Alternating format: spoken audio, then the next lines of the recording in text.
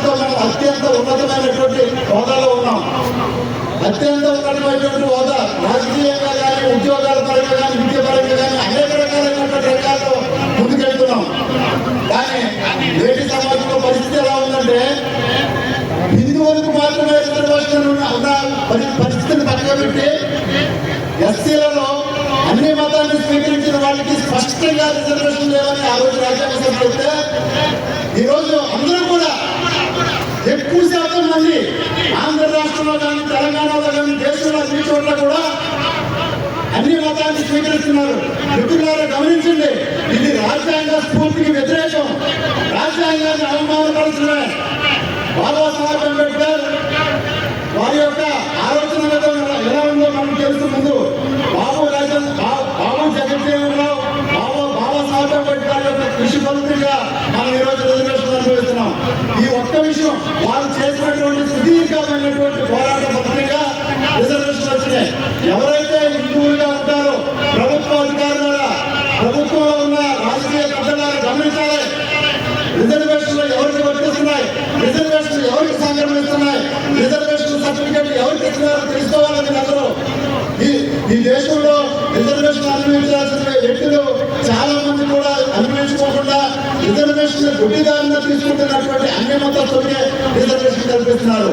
అన్ని మతస్థులకే విద్యా ఉపాధి అవకాశాలు అనేక రకాలైనటువంటి బెనిఫిట్స్ అన్ని కూడా గాలి చేస్తున్నారు. ఇది రాజ్యాంగ స్ఫూర్తికి వ్యతిరేకం. ప్రతి మనిషి కూడా గమనించాలి. మనం మతం మారినటువంటి అన్ని మతస్థులకు రిజర్వేషన్ కల్పించకూడదు. మాది హిందూ ధర్మంలో అంతర్భాగమైనటువంటి ఆ యొక్క స్ఫూర్తి. ఈ దేశంలో సనాతన ధర్మకారులు అనేక కులాలు ఉన్నాయి. మాకు అందరూ కూడా హిందువులే. అయ్యా, మతం మారినటువంటి అన్ని మతస్థులు వెనుకండి, వెనకొచ్చి మన హిందూ ధర్మంలో మీరు కూడా అంతర్భాగం కావాలి. సనాతన ధర్మం అంటే మనం అందరికీ చెప్పాల్సినంత అవసరం వచ్చింది. కాబట్టి ఈ ఒక విషయం చెప్తాను.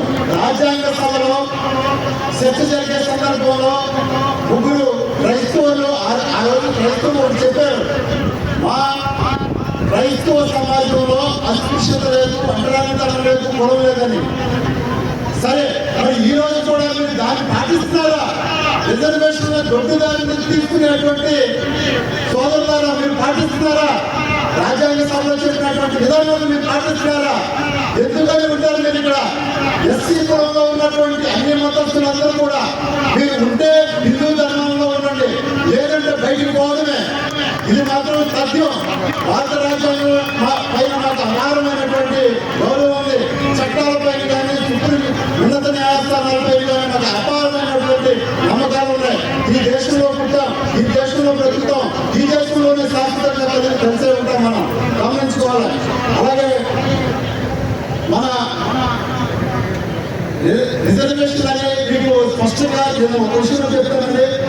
ఎండోర్మెంట్ విషయాలలో, ఎండోర్మెంట్ టెంపుల్స్ లో కూడా అనేక రకాలైనటువంటి ఎండోర్మెంట్ టెంపుల్లో హిందువులైనటువంటి ఎస్సీలకు మాత్రమే, ఎస్టీలకు మాత్రమే ప్రాధాన్యత కల్పించండి.